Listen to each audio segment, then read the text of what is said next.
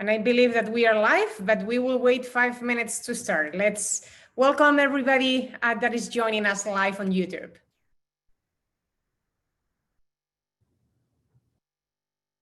I believe that today we are going to have people from Americas, Europe, Asia, Pacific. So good evening, afternoon, good morning, wherever you are.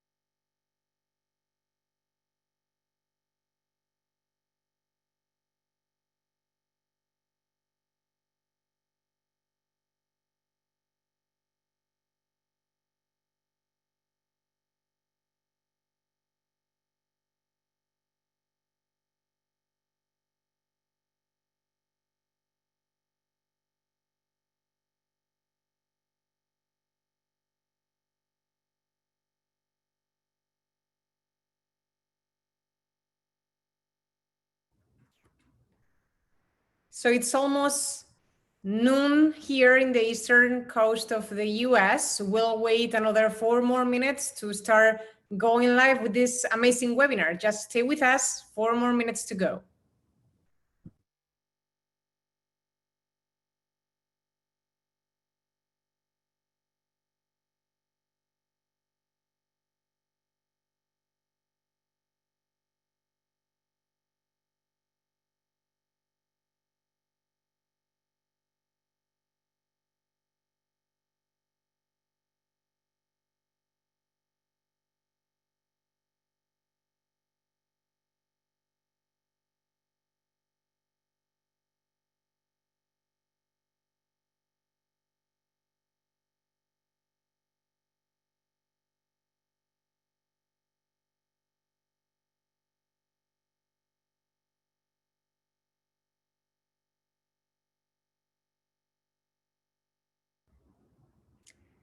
Hello, everybody. If you are joining us and you don't hear us, you're right. We're on mute. We are just waiting till 11 Central.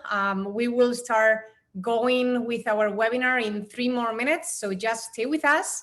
If you have any questions in the meantime, feel free to just type them on the chat if you are joining us on Zoom, or go and post your question on the YouTube channel. Remember that we are live and we want this to be very interactive.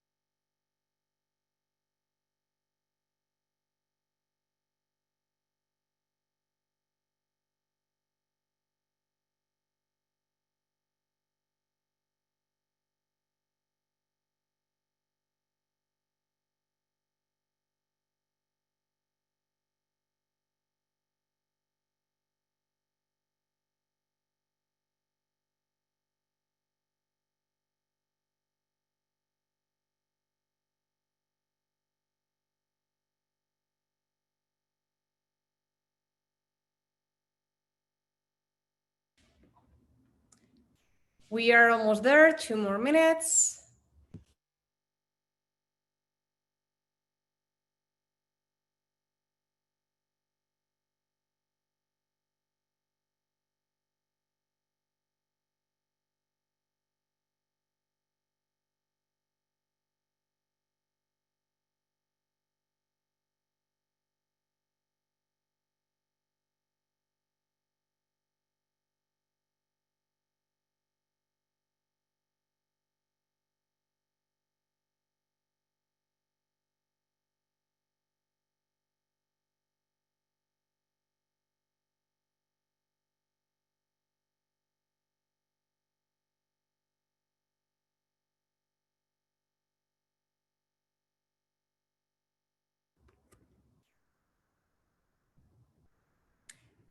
Hello, everybody. Good morning, good afternoon, good evening. I think that we are live now. We are just waiting one more minute to start. Just bear with us, just one more minute.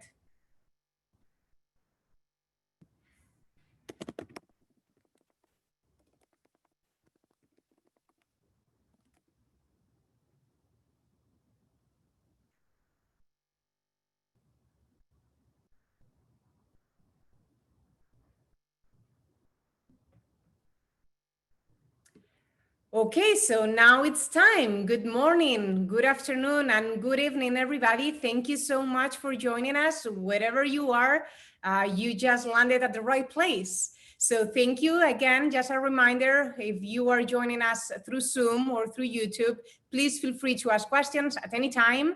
We want this to be very interactive. So obviously you are here with us because we all want to see our beloved industry back on their feet. And no one can question today that digital has a lot of good input on that recovery. It plays definitely an important role in hospitality recoveries. So today I am very much honored to be joining such a great minds, industry leaders, colleagues, and friends. Thank you all. Thank you, Brent, Michael, Garth, Brandon, and Andre for joining me today. Thank you all for participating. I am proud that we are part of this industry and that together we are here today to relaunch travel through the digital world. This is why I love this industry so much. We hospitality and travel people are so resilient, and it is because we join forces and we try our best to stand together and see our industry recovery. And today we are going to be sharing a lot of recipes for success. Before we start, let me just walk you through the house rules. So as a reminder, the session will be recorded and it will be shared afterwards in case you missed anything. Each speaker will speak between 5 and 10 minutes of all of the individual topics, and there will be Q&A at the end. Depending on the time, we will be addressing them at the end, or we will be reconnecting you with the speakers offline so you can continue the conversation with each of them. So please don't be shy, ask questions, talk to us, and do participate. And of course, remember that we are live, so apologies for any internet connection problems, which it's, in my experience, something that we all can expect. I will remain the timekeeper and I will introduce the next speakers each time. So I will go first and I will talk about social media and what is it that we can be doing in social media for the hospitality recovery. Before talking about what to do, I think that it's very important to understand the sentiment. With the younger generations starting to travel first, it makes sense for the hotels, for you, to utilize social media channels to reach them, right? Out of the people that would travel right now, 41% of them are 34 years old or younger. Yikes, I feel old now. I am still on social media and I'm older than that, but social media users are really to travel, regardless of their age, right? They are starting to inquire what are the social media services, and that we are seeing, just so you know, an increase of 80% on Facebook direct messages and Instagram stories. So that's a lot, and that's only in the month of May. Now it's definitely the time to invest on paid media. The reason why, if you join our last webinar, we were talking about how the CPMs have decreased, so we still can benefit from that trend. So in May, they decreased by double, so we can benefit from that. And guests are turning to social media to inquire about your reopening plans. What is it that you are doing? We are seeing how people is increasing their communication with their hotels, with their travel destinations, because they want to understand what it's been happening and what they can expect when they travel. So no question, there is a lot of momentum on social media. There has never been a better place to be talking to your audience. So taking into consideration this desire of travel, we need to begin to travel ASAP. That means now, before you reopen your hotel. Where and how to begin? Well, we are breaking down a phase approach so you can understand and we can make that easier for you. Phase one, it's happening now. So there is no time to waste. You should start promoting all of those measures, those safety measures that you are taking for your pre-opening and all the travel and all of the hotel updates. Phase two is when you open the property, right? You need to communicate that aspirational travel, all of the opportunities and what the experience look like. And especially for the local markets, because there is no questions, they will be the first ones traveling to their properties.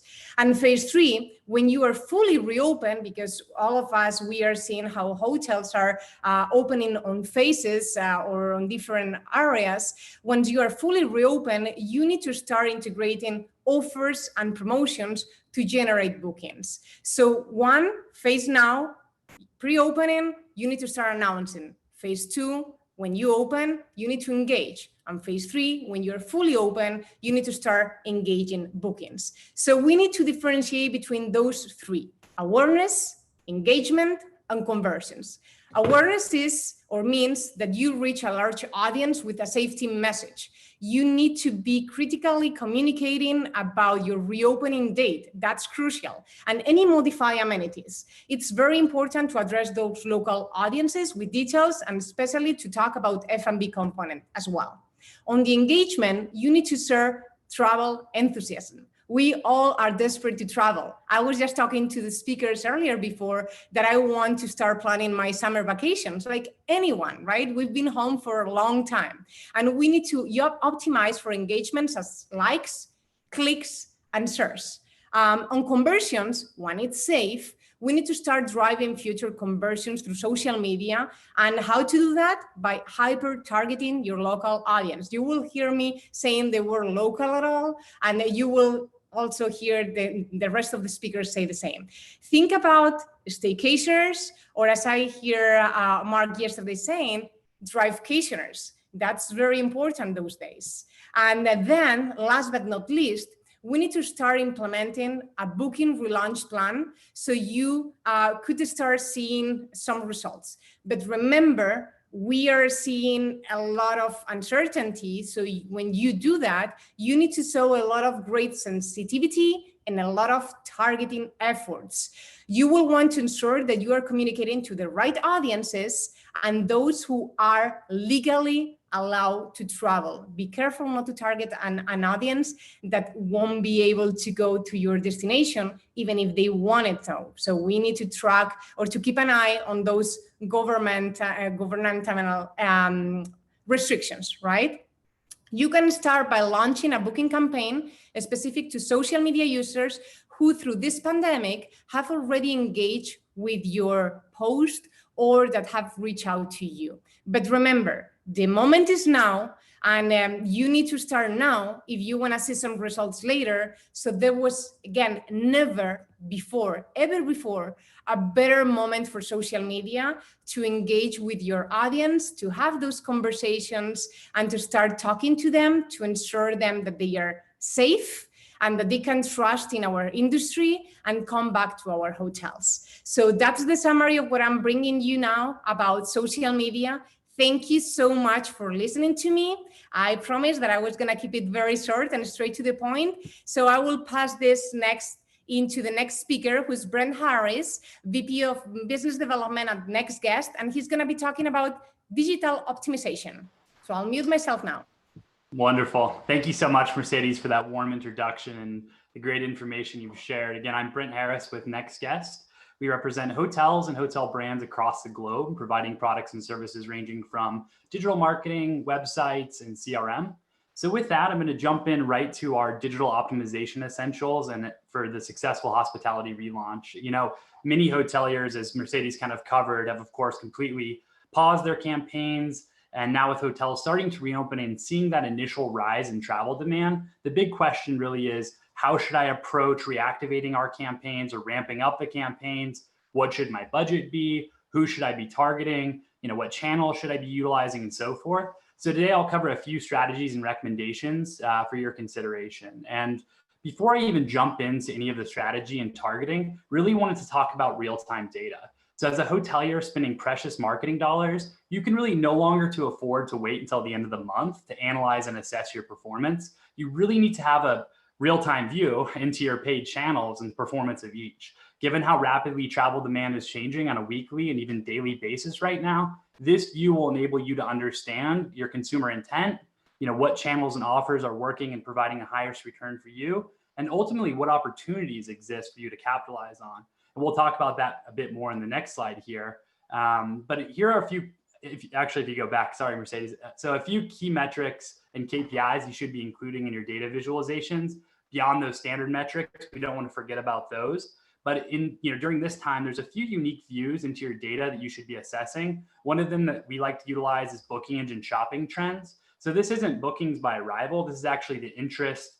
And this is a report that anyone can populate utilizing Google or Adobe Analytics. And this really helps to inform the way that you should be thinking about marketing and also your future potential occupancy trends. So one thing certain, typical seasonality is not following that same pattern that you've seen in the past. You have to really understand current state activity. On the top left here, you'll see shopping trends for the last 30 days for one of our clients that has about 20 luxury properties throughout Mexico and the Dominican Republic. Typically, during the same time period in the light blue, you see that they would see a much higher intent for June, July, and August. But what we're seeing here is the majority, really the vast majority of visitors are actually looking the most at dates in October. And that kind of follows what we're seeing across the industry and certainly our portfolio in terms of shopping trends. Hotels' normal seasonality isn't at all what you should expect, and everything's been shifted, rescheduled. But of course, there's still that pent-up travel demand. It's just occurring outside of that normal season. So instead of in June or July, travelers may actually consider pulling their kids out of school this year, planning a trip for October when they feel things will be a bit safer.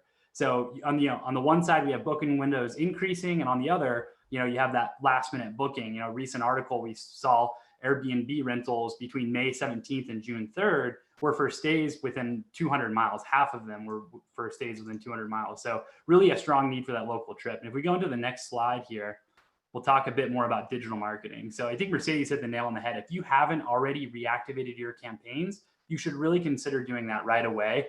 Numerous clients that we have that reactivated their paid media campaigns during or throughout the month of May produce results in excess of their target KPIs, which is really great to see. And from past downturns, we've learned that brands that advertise throughout the downturn recover much quicker. So then really pivoting to the question of how do you do it? And first and foremost, the first point or one of the main points we see here is you're no longer building long annual or even semi-annual or even quarterly plans. It truly should be on a month-to-month basis. So make sure that you're working with an agency that provides you that flexibility and that level of proactiveness, as that's going to be the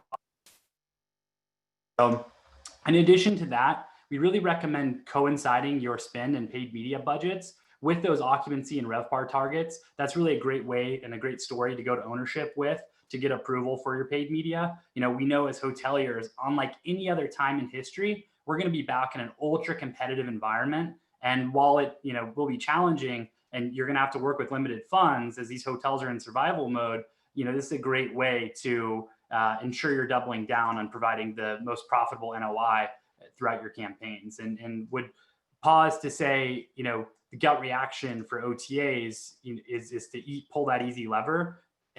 Today, digital marketing can really be just as easy and of course, even much more effective. So don't make the same old mistakes as you've seen in the past, as that has that long-term impact. You really have to be proactive, be a strong voice, and that'll certainly pay off in both the short and long term for your property. And then in general, as you kind of progress, we really want to shift from that upper to lower funnel. At this point, for many hoteliers, you're really refueling your entire marketing funnel. So important to think that way in terms of when you're reactivating your campaigns. And then finally, be sensitive to your messaging. And as you can see here, it's a client of ours, Virgin Hotels, their Dallas property has the free cancellation policy prominently highlighted on the bottom right of their banner creative. This can certainly be helpful during these times. In addition to that, with more of a travel leisure destination, this is not a client of ours, but a banner creative I saw on social with Dream of Tulum, showing that you can book your stay now and travel anytime within the next 12 months. So another great creative way to fuel both ends of the funnel. And with that, we'll go into the next slide. So beyond just digital advertising, we really need to think a bit further. And the main message here is targeting based on the phase of the funnel isn't enough. You truly need to incorporate your personas and audiences into the phases of each funnel to maximize your results. We know now travel consumers are more discerning in terms of messaging and the offers they are seeing. So it's a great opportunity for your brand to really control that narrative and include highly, that sensitive and highly relevant message throughout the travel journey process. And then point 3 here, I think, is critically important and something that we've seen a lot of. If you put yourself in the shoes of a consumer and you're navigating through various hotel sites, even OTAs, you're really getting hit over the head with this COVID-19 messaging. And while that's important, and I think Mercedes hit on this briefly in terms of those traditional selling strategies, don't forget your brand. I mean, don't leave those traditional selling points off. That's going to help you differentiate yourself from the marketplace. You want to have that information easily accessible, but in addition, stay true to who you are and your destination and your brand, and include those, incorporate that into your marketing message. So we'll go to the next slide here, wrap up with a couple points. And really, you can't just stop with your paid media campaigns. You need to ensure that's translated throughout your website as well. You need to leverage that first and third party data without your. Ensure you're doing the same across the website so the message carries throughout the entire travel journey. It's more important now than ever. So, and then finally wrap it up with one last thing here. And really the final point I'll make is, with RevPAR expected to be down significant amounts the remainder of the year, in light of this, hotels truly need to get creative with merchandising and promoting their space and ancillary offerings in addition to that. Next guest, we deployed a product called Flexi, which stands for flexible inventory. It'll enable the hotel to sell unique spaces and activities all online. Kind of nicely coincides with social distancing and that inherent need for space without having to interact in person with anyone. So look to utilize those spaces and find a creative way to digitize and bring your inventory experience online to enable consumers to easily book that. Maybe it's a bigger meeting space than they would typically need in the past, a section of a restaurant, a cabana at the pool. Think of items like that to help you fill those revenue gaps. So that's it for me. I'll pass it back over to Mercedes. Thank you so much, Brent. That was definitely insightful. Thank you for sharing. And next, we are going to have Michael Bennett, Chief Marketing Officer at Sendine. He's going to talk about loyalty, CRM, and much more. And without any more, I'll pass it into Michael. Thanks, Mercedes. Appreciate it. I'm Michael Bennett. I'm the CMO here at Sendine. For those of you that don't know us, we do CRM, loyalty, sales enablement, and revenue management for many hotels, tens of thousands of hotels around the globe. So let's jump right in. So let's talk about prioritizing for reopening as you think about loyalty and communications with your guests. Brent hit on this a little bit. It's really imperative that you tailor your communications to your database. Every person, every traveler is in a different situation right now. So it's really imperative that you're using your data to send the right message to the right person. Brent talked about it: preference, location, their ability to travel, the history, all those things come into play. So it's really important that you really segment your database appropriately. That segmentation is probably going to look a lot different than it did previously. Raising the awareness of your reopening status. Reopening is great news. We see a lot of hotels around the globe that are in that process as we speak. I'm based in California. We're going through the reopening process right now. But it goes beyond your messaging. It goes into search. Brent talked about it in terms of your digital media, et cetera. But make sure it's consistent across the board. And then be transparent. What are your protocols going to look like? What's the guest arrival experience going to be like? Use your transactional emails, your pre-arrivals, on stay, to over communicate what the experience is going to be like, what the expectations are. If there are rules, are you going to provide PPE? Do you expect your guest to provide it? It's really important that you're really transparent about that. And then capacity constraints. So if you're reopening a hotel and you have 500 rooms and you're only going to open 50% of the inventory, keep that in mind in terms of how you're spending and communicating, and pay close, obviously from a revenue management perspective, pay close attention to how things are picking up, et cetera. But, those capacity constraints may be a legality in the area in which you operate your hotel. So pay close attention. So we released about 2 weeks ago a global benchmark report in which we analyzed about 2 billion emails over the last couple of years up through April of this year. And it was interesting. We've seen a huge uptick in engagement in terms of open rates. Typically, we see about 28, late high 20s there, 28% to almost 40%. And if you look at the chart there, you'll see that it's pretty consistent around the globe. Everyone's not quite a hockey stick, but pretty significant increase there. And I think it goes, we have obviously a lot more time online. We're at home more. We're consuming. So you have a highly engaged audience. And it's really important that you capitalize that as you shift your messaging from, we're reopening to incentivizing those consumers to book. Next slide, please. So let's talk about building momentum. So we talked about it, right? It's great. You're open. That's good. First step. But how do you get them back through the door? So with those open rates we just talked about, email's a great place to start. Whether you have a loyalty program or not, or you just have a CRM platform, whatever that might be, segmenting that data out and getting in front of those audiences and taking that approach that Mercedes and Brent talked about, where you're kind of hyper local to local, regional, national. And then if you're an international play, hopefully here in the next 12 months, that comes back like we all hope it does. Those all require different segments and strategies. Brent talked about as well, starting up your digital marketing. Again, we saw it. Same thing, similar results that Brent talked about. If you're re-engaging, we're seeing the results come in. And we know Cornell did an amazing study after the 2009 financial crisis. They did it about 2013, 14, I believe.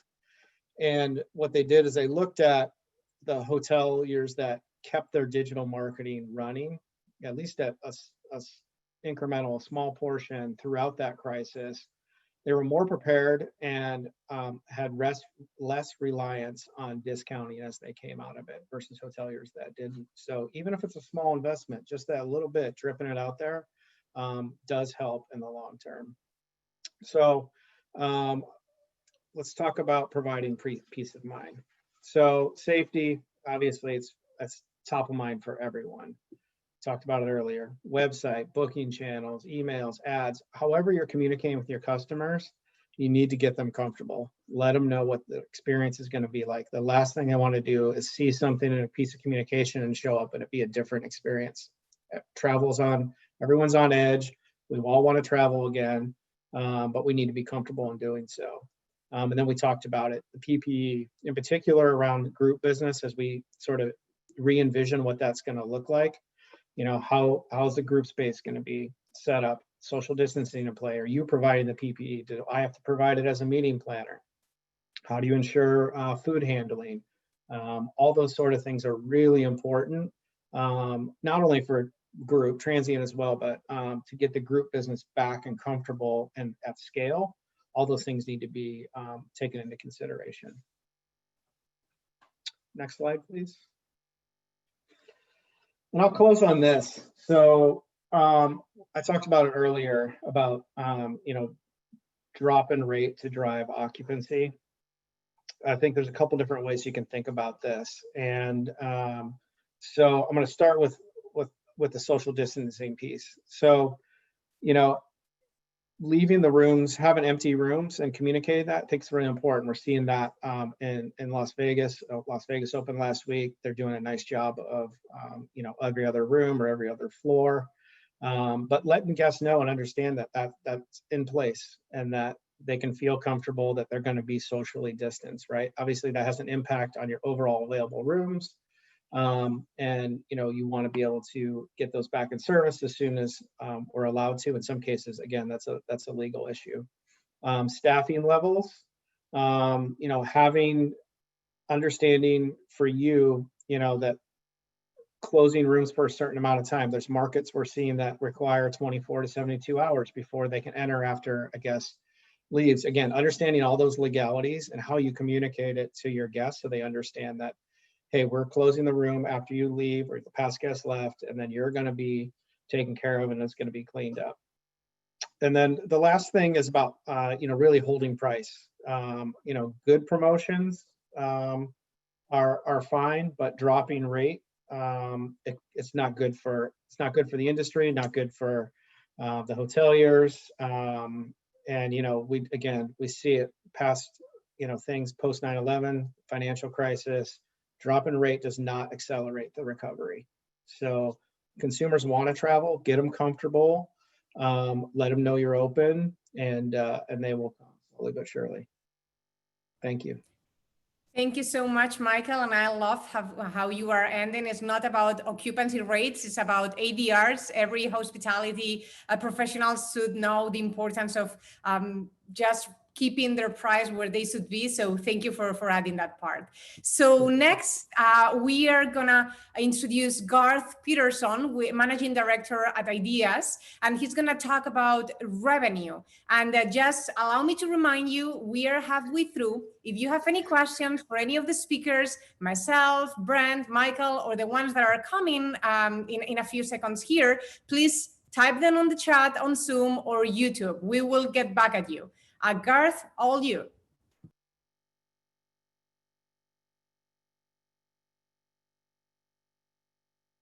Garth, I'm sorry. I believe that you're on mute. Thank you. Good morning, everyone. Garth Peterson. I'm the Managing Director of the Americas for Ideas Revenue Solutions. I've been with Ideas 13 years, and prior to that, I've got about a 15-year career directly working in the hotel business in various roles, including sales, marketing, revenue management, and operations leadership. So that's kind of the filter through which I'm going to put my comments today, kind of both of those career experiences combined. In my slides, go ahead, Mercedes. I've got a really simple slide presentation. I want to try to use it to help everyone think a little bit differently about their business.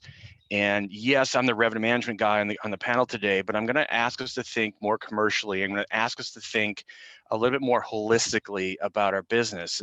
And some of this might be a little less non-traditional revenue management stuff, but I'm going to ask us to expand our world a little bit as we think about this recovery, because you know what, it's happening. So I'm going to start with macro, and by macro I mean, really big picture. If this is for you, the country, the stats out here are US centric. I know we've got some international folks, but is this your country, your region? Is this the whole continent? What is macro for you? And what are some of the macro indicators that you can go and seek out? And by the way, some are good stats and some are bad stats. So try to absorb all of them or many of them and put together a holistic picture again. So the ones I've got highlighted here are fresh and again are US based, but the stock market is way up, guys. We're up 9,000 something points since the drop in March. We're 2,000 points off peak of pre-COVID. That's a strong economic indicator. Look at the jobs report from last week at the US labor stats. The jobless rate was reported at 13.3%. That in isolation doesn't mean much. I have a couple of asterisks here behind it, which is, as reported last week, that was an actual reduction in the jobless rate, which stunned the marketplace, and it was great news. One of the asterisks is there was some dust up and some confusion around the way it was reported, and they actually corrected some of that. So it was actually more like 16%. So that was kind of a bait and switch on the numbers as reported. But the second asterisk is, even at that number, it was still 3% less than the forecast. So it's kind of a mixed bag right there in that number, but interesting to watch it and keep watching it. Jan Freitag reported on STR last week, 36.6% occupancy of open hotels. That's not huge, but for a lot of hotels in the market, that's at or above break-even point. And by the way, it's growing every single week. You can see the stats that STR puts out. Watch them, follow them, talk about them in your hotels. My last one is kind of again, mixed bag TSA. You can go to the TSA website and you can see day by day what I call gates, or passengers passing through TSA checkpoints in airports in the United States. Those numbers are way up. Normal flow is between 2.3, 2.5 million travelers every day through March through June. from last year's stats. This year, April was the low point at 109 average per day. Right now, June through 8 days is averaging 361,000. So it's a steady growth and kind of a leading indicator of this recovery. It's coming. So how are we now translating that down to my next section in the middle? I'm calling it market. And this is kind of my middle view or medium range, medium sized view. What's going on in my marketplace, my city, maybe it's my state. What's true about I'm in Minneapolis here. What's true about Minnesota, Minneapolis? Obviously there's COVID, there's reopening, there's a hot mix of stages of recovery, stages of reopening. What does that mean for your hotel and your marketplace? Obviously, we've been in the news a lot lately for riots, but we're not the only city that had riots and civil unrest. There's a lot going on. How does that translate for your property and your occupancy? How does that translate? Do you think about the likelihood to travelers coming to your MSA or your marketplace? Let's think about demand characteristics broadly, leisure, business, your group convention. What does that mean? I think you kind of generally understand that, but put it into the conversation and start folding some of these things together, right? What are your competitors doing? Think about your competitors differently maybe. And are you in the same geography as your competitors? Or are you actually competing for the same guests? Have you thought about that way? And my last section, I'll go to micro. And here I've got, again, this commercial focus, and maybe it's not traditional revenue management, but when I say commercial, I'm really trying to make the impression around profit. Are we putting every decision through the lens of profit, not just revenue generation, as we think about our business? I'm not going to talk a lot about marketing activities because that's been well covered by Michael and Brent so far, but I do want to talk in terms of the cleanliness message. I mean, Michael touched on this a bit, but what is your cleanliness message, and why is it what it is? And so by that I mean, are you trying to create a sense of safety or security? Are you trying to create a sense of trust in your brand or in your hotel for your travelers? Is your cleanliness message part of your marketing message? Is it a loyalty message? What are you trying to get out of it? And is it consistent with a larger brand message that you have maybe from a parent brand or parent organization? Think about it differently and bring it to market that way.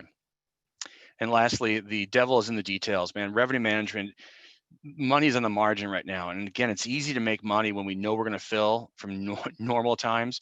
But right now, we're on an upslope, and the difference between red and black in your business could be very, very small changes, very small tweaks. So be aggressive, engage. Don't be lazy with the details. Run a lot of reports. Look at a lot of data. What's your daily booking pace? What's your room type behavior? Is everyone buying, base level? How can I get an upgrade? How can I let go of past notions of value and think about how do I generate a little bit more profit, a little bit more dollars coming in for every opportunity I have? And I'll leave you with this kind of a note I wrote to myself this morning. Don't let the recovery happen to you. Make it happen for you, right? Be active and be engaged and drive this process for your business. Thank you very much. Thank you, Garth. I loved how you ended with that quote. I'm taking it with me, and I will try to apply that. So now we are going to introduce Brandon Meyers, Chief Revenue Officer with Adara. So Brandon, all yours.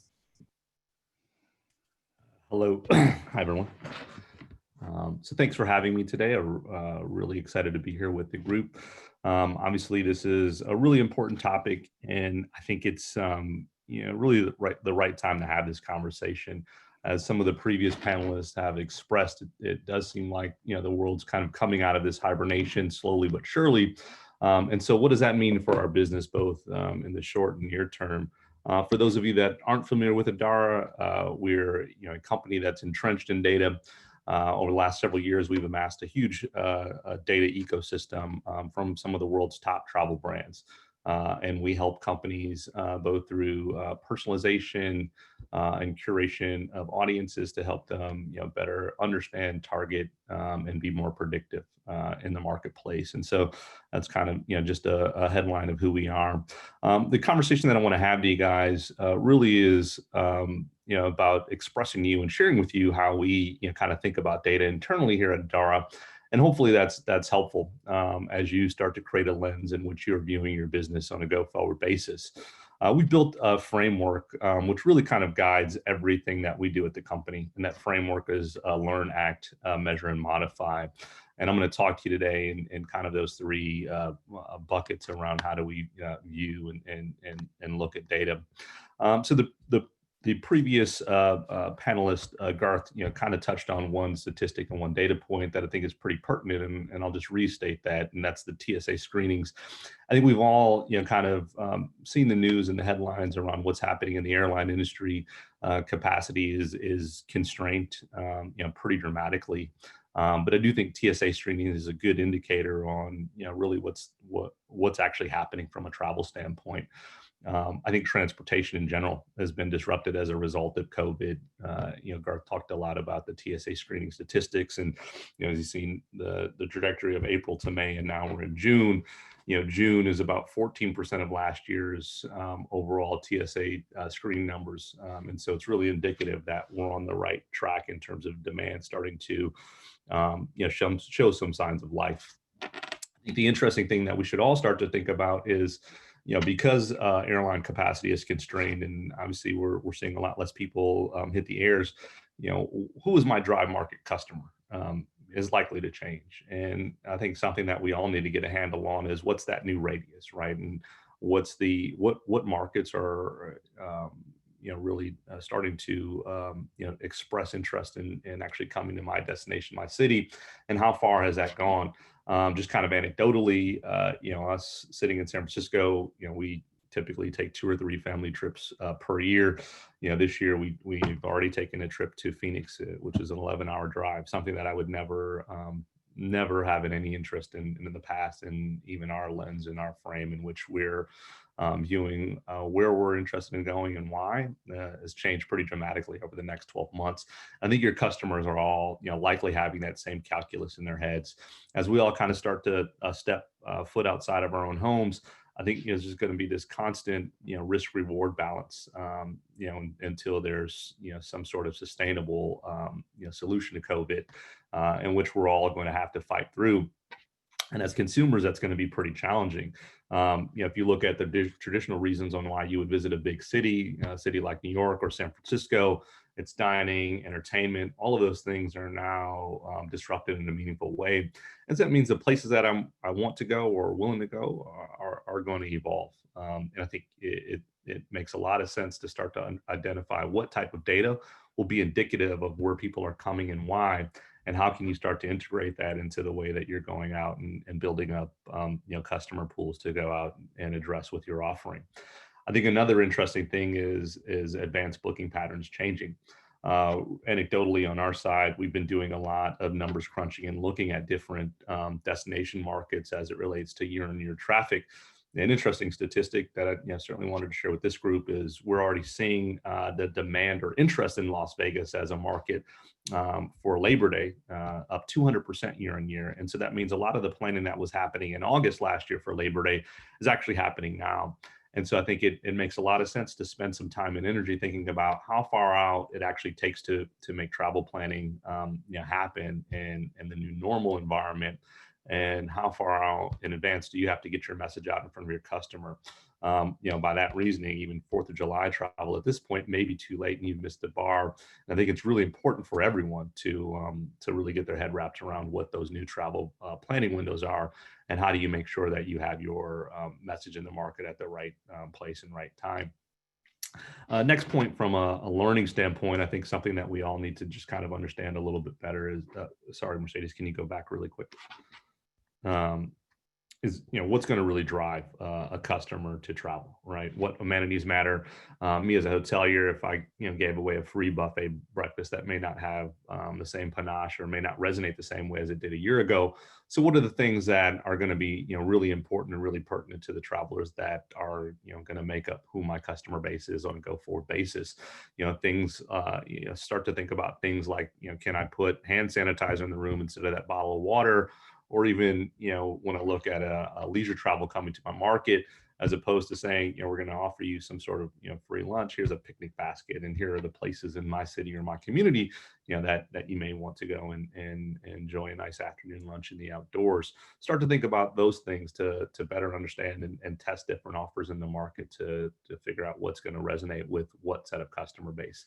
Last but not least, just a point that we kind of tend to look at on the data side a lot is density and numbers. Looking at anomalies isn't really helpful, right? If I find one person interested in one thing, that doesn't really, drive a market or create a market for me. And so as you guys start to look at data and start to look at information in a much more, qualitative way, how do you start to, figure out where is there density in numbers and what are things that are actual trends that you can lean into as a marketer or as a hotelier? Next slide. Next point, take action. And I'll kind of go through these quickly as we're running out of time. We talk a lot around action in the marketing spheres. And so a couple of key points, one, get predictive. How can you start to anticipate the needs or the desires of your customer base? And how can you get ahead of that? And I think a part of that is really understanding the last slide. What are those, new booking windows and new booking patterns that you can get ahead of and ultimately better understand what's what's going to resonate with your customer base.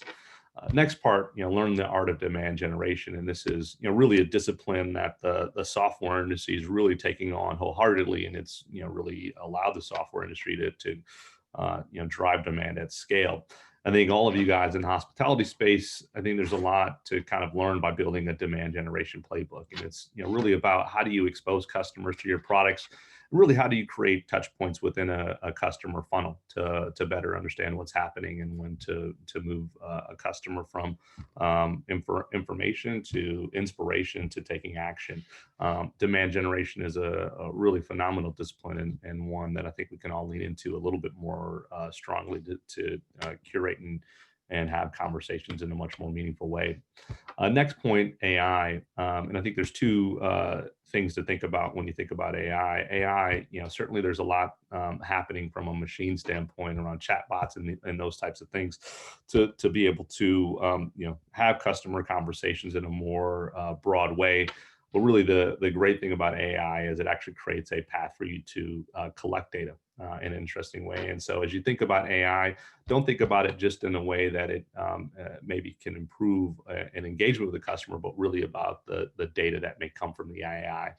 Last point, having an omni-channel approach. And I think, all of us kind of sitting here in this COVID environment, and as we look to post-COVID, it's a really important time to start to get much more tactical with your marketing programs and start to understand which channels are driving change. And last point, measure and modify. I think this is kind of a no-brainer, but ultimately, the way that we kind of look at COVID, at least we talk about a lot in Silicon Valley, is this is an opportunity to have a great reset. And so, don't necessarily be tied to the things that really got you here. Look at the world in a much more different fashion, because the new normal will be a new normal. And it's, really right time to kind of hit the reset button on the lens that you may have looked at customer engagement and customer acquisition in the past, modify those KPIs to reflect what the future state of the business is. So I'll hand it over to you, Mercedes. Thank you. Thank you, Brandon, so much. And I'd like to finish with that new normal and new reset, which to me, hopefully will be new digitalization, which we've been talking for years now. So last but not least, I'm proud to introduce Andre Sanquini, VP of Business Development at Travelzoo, another female to close the panel today and empower women. So Andre, all you to talk about bookings. Thank you very much, Mercedes. Can you hear me? Just want to make sure my sound is on. Perfect. Yes, okay. Great. I'm very excited to be here. As Mercedes said, my name is Andre Sanquini, and I'm Head of Business Development at Travelzoo. And today I'm going to talk about hoteliers and how they can capture demand in bookings. So with access to more than 14 million US members and 30 million members worldwide, TravelZoo decided to take a pulse of our members. And we've always done surveys with our members, but we started doing this a little bit more regularly since the COVID-19 crisis struck. And we're trying to find out what the travel intentions are during the pandemic, and then pairing that with their booking data in order to obtain some valuable insight. So just to give you an overview of who it is that we're surveying, our members are affluent females who love to travel. 67% are female. Our members are mature. Almost half are aged 45 to 64. 54% have a household income of over 100,000. And 71% took 3 or more trips last year. So that should give you a good sense of who they are.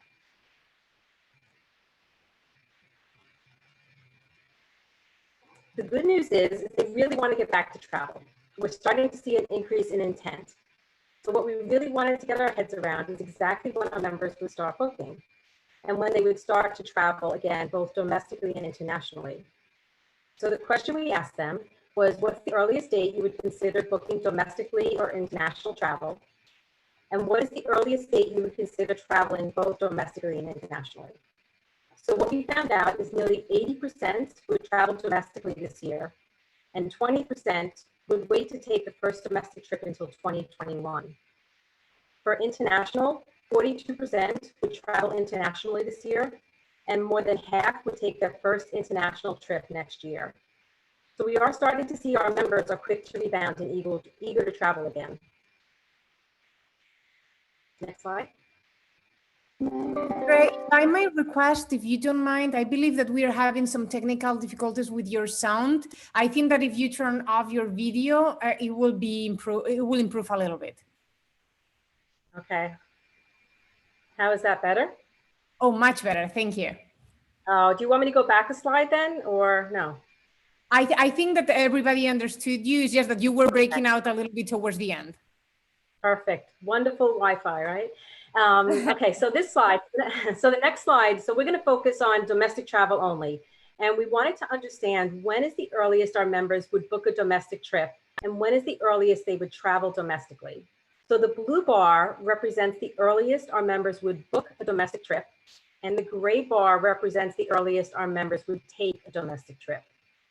You'll see a high concentration towards the left part of the slide, and that means they're booking and traveling in the summer of 2020. In fact, 50% will travel May through August 2020, 28% will travel September through December, and the remaining 20% will wait until 2021. Where will our members stay when they take a domestic trip? So 56% said they would stay in a hotel. And the key for hoteliers is to bring travelers in, and this is what we've heard from all the other speakers, is to be upfront and communicate your cleaning and disinfecting guidelines. 77% want to know the cleaning protocols before they book. They want to know the safety guidelines, information on available amenities, as well as social distancing procedures. Not only is it key to be upfront about your new safety guidelines, but travelers will also be more likely to book if the hotel offers flexible change and refund policies. In fact, 76% said they would book a refundable domestic hotel in the next few months at the earliest. And the best news is we're seeing our members turn that intent into action. And we partnered with a 4-star Texas property on a refundable offer, and the hotel booked 850 room nights for future travel. We're seeing more and more of these trends. In fact, in Florida, we booked more than 3,000 room nights in May over multiple hotels for travel this year. So definitely we're starting to see this trend increase. But any questions, you can reach out to me, but thank you very much for your time. Thank you so much, Andre. And I apologize for the sound quality, Wi-Fi, and this is a live webinar, so this is what happens. So allow me to thank you all attendees and speakers for joining us today. I hope that the panel was informative. I think that we hit it in perfect timing. It's 59 minutes out of 60, so we have 1 minute left just to thank you all for attending and just remind you that you can submit your questions through the chat or through the YouTube live, so we can address those offline individually depending on your topic of interest. So now I will ask all the speakers to turn their cameras on. We'll take one group family picture just to remember the times of COVID and webinars. I think that we will stop having those very soon when we see that recovery coming up. So thank you all. I truly appreciate your time. So Garima, do you want to take the picture or do you want me to take it? I'll take one, but then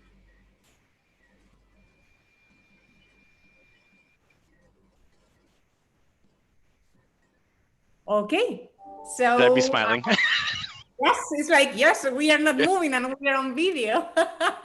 How awkward is this? So anyway, thank you so much, all of you, for joining. Again, all of us, Brent, Michael, Garth, Brandon, Andre, and myself, we are super excited that you join us, and we are here to answer any questions you may have. We are here together. We will make this industry strong again, and we will do that together. So thank you all, and time to say goodbye. Thank you for joining. Thanks, everybody. Bye-bye. Thank you all. Bye. Thank Bye-bye. you. Bye-bye. thank you, everyone. Bye.